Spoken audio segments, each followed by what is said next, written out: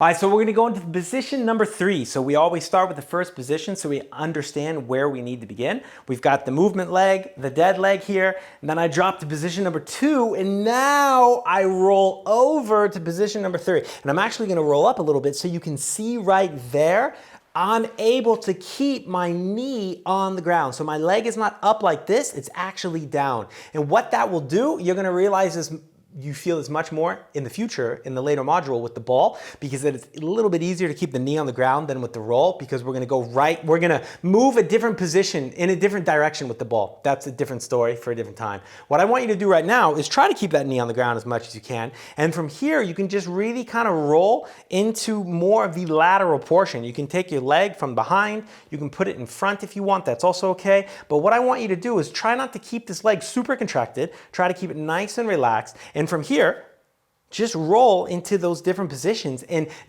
position number two and position number 3 often are a little bit more painful. So if you've realized that, you're not alone.